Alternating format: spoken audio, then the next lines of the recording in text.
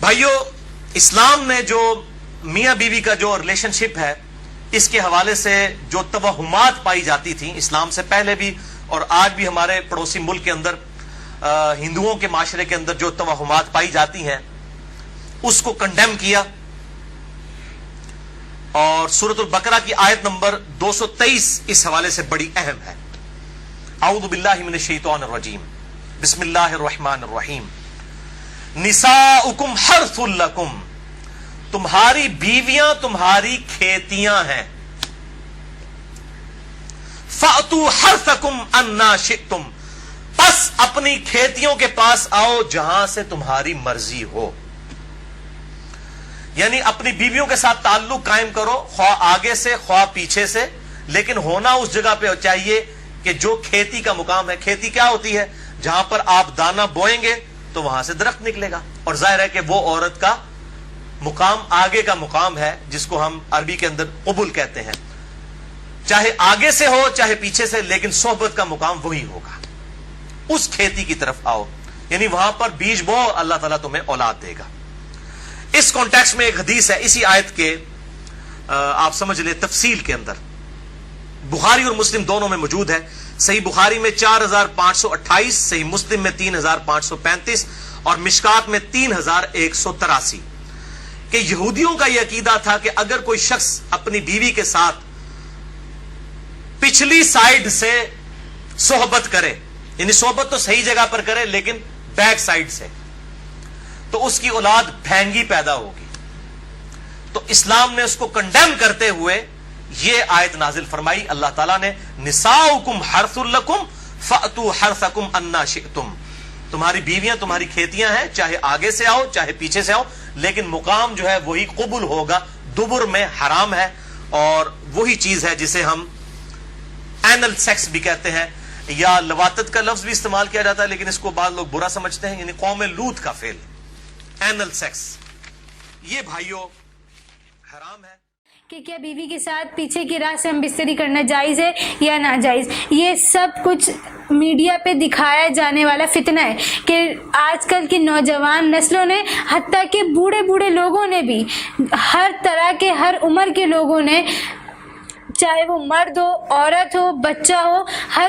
ہر طرح کے لوگوں کے ذہنوں کو اتنا گندا کر دیا ہے کہ آج کل میاں بیوی کا تعلق بھی پاک اور صاف نہیں رہا۔ کیونکہ جو طریقہ، جو چیز نبی علیہ الصلوۃ والسلام نے بتائی، جو میرے اللہ نے ہمیں دین کے ذریعے بتائی، وہ سب کچھ ہم نے چھوڑ دیا۔ آج کل ہمیں یہی نہیں پتا کہ ہم بستری کرنے کا سنت طریقہ کیا ہے، آج کل ہمیں یہی نہیں پتا ہم بستری میں ہوتا کیا ہے۔ بہت سارے علماء کرام فرماتے ہیں کہ ہمارے پاس نوجوان لڑکے آتے ہیں اور وہ ہمیں کہتے ہیں کہ ہم نے اپنی جوانیاں برباد کر لی ہیں، اب ہماری شادی ہے، اب ہمیں طریقہ بتائیے کہ اس کا صحیح طریقہ کیا ہے، سنت والا طریقہ کیا ہے۔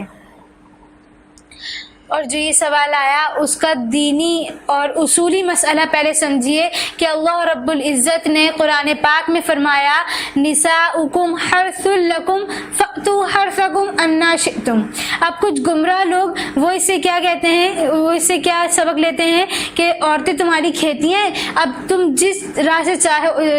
سے چاہو آؤ، چاہے وہ پیچھے کی راہ ہو چاہے وہ آگے کی راہ ہو۔ تو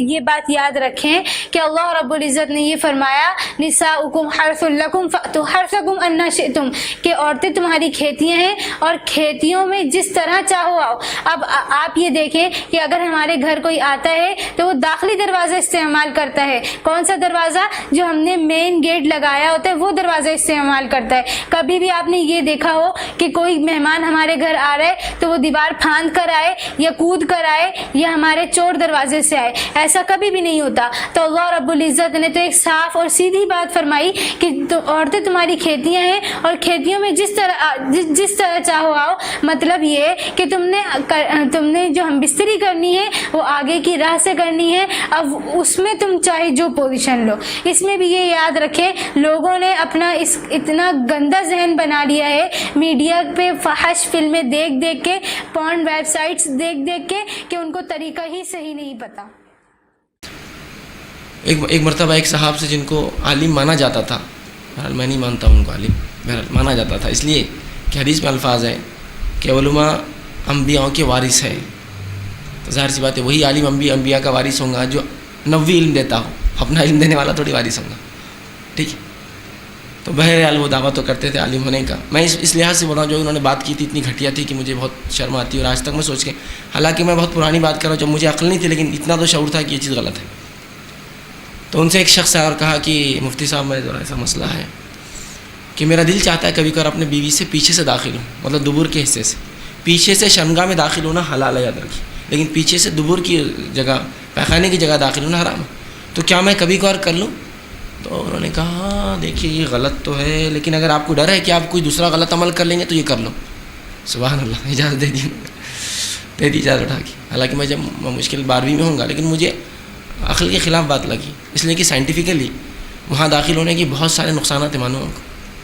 سائنسی اعتبار سے بہت سارے نقصانات ہیں اس کی، اور بالخصوص عورت کو نہیں، مرد کو بہت ساری بیماریوں میں مبتلا ہو جاتا ہے مرد، چونکہ وہ جگہ ہے ہی نہیں اس لائق، ٹھیک. تو پھر انہوں نے کہا ہاں وہ دل بولتا ہے تم ڈرو، تم غلط کام کرو، تو بولے کر لو، اندازہ لگائیے. یہاں حدیث کے الفاظ ہے جو شخص کاہن کے پاس جائے، پیچھے سے اپنی بیوی میں داخل ہو اور حیض و نفاس والی عورت سے ہم بستری کرے، اس نے اس چیز کا انکار کیا جو محمد پر نازل ہوئی، مطلب اسلام کا انکار کر رہا ہے.